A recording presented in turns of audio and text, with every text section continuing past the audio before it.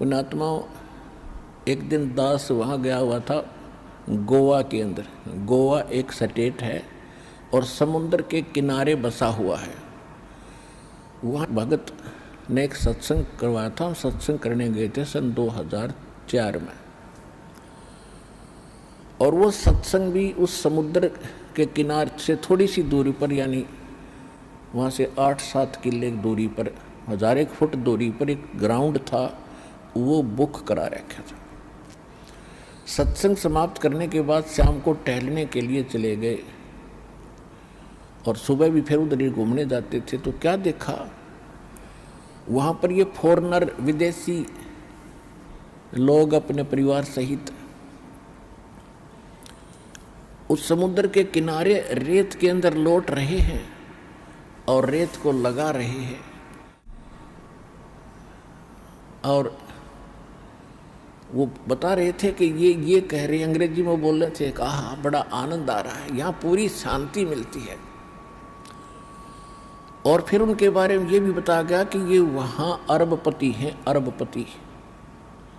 इनकी बहुत बड़ी इंडस्ट्री चलती है, इनके बड़े बड़े महल हैं, बड़ी बड़ी कार हैं, 1-1 करोड़ की कार है इनके पास। और उन महलों को, जिसमें ये करोड़ों रुपये की कोठी बना कर, करोड़ों रुपये की कार लेकर, वहाँ शांति नहीं, शांति मिली वहाँ कपड़े निकाल के एक लंगोट बांध गए और रेत में पड़े हैं। कहा हाँ यहाँ बड़ी शांति है। इन कोठियाँ ने शर्मा मारोगे जहाँ शांति नहीं, चाट लो उन कोठियाँ ने जहाँ शांति नहीं। तो पुण्यात्माओं, ये हालत है हमारी। शांति तो है बिल्कुल निश्चिंत हो करके और हल्का बन के, इन कार कोठी और इस माया में कभी सपने में भी शांति नहीं होगी। और शांति नहीं है तब बाढ़ में जाओ, वो धन जिसके चाहे अरबपति और चाहे खरबपति, जब आत्मा में शांति नहीं, वो तो आज भी आग में जल रहा है, फिर सारी संपत्ति ने छोड़ के फिर नरक की आग में न्यारा जलेगा। वो यहाँ भी दुखी, उसका परलोक भी दुखी है। तो यहाँ परमात्मा हमें याद दिलाते हैं कि घाटे बाधे सब जग दुखिया और के गृहस्थी बैरागी हो। जो घर छोड़ कर चले गए, बैराग ले लिया, जंगल में जा बैठे। अब वहाँ जाकर जंगल में बता, कोई बात है, कैसी बुद्धि भ्रष्ट हो रही थी हमारी। अब जंगल में कोई भगवान की तरह पेड़ का बांध रखा कि जाते खोल लाऊंगे ये अकल देखो।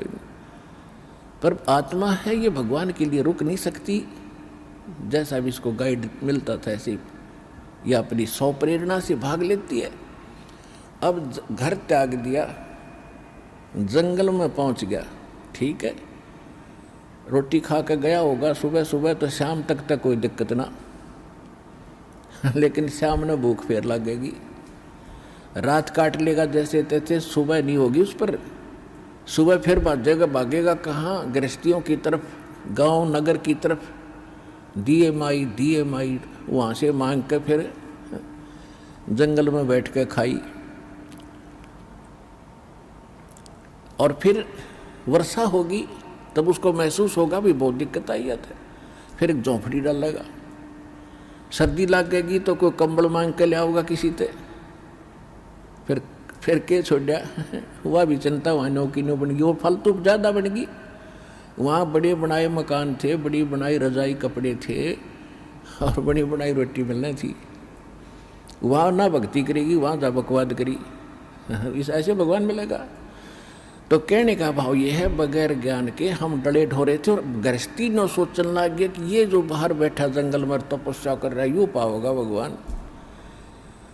तो परमात्मा के पाने का विधान विधि हमारे सदग्रंथ बताते हैं और खुद भगवान बताते हैं, या जिन्होंने परमात्मा पाया वो संत महापुरुष बताते हैं।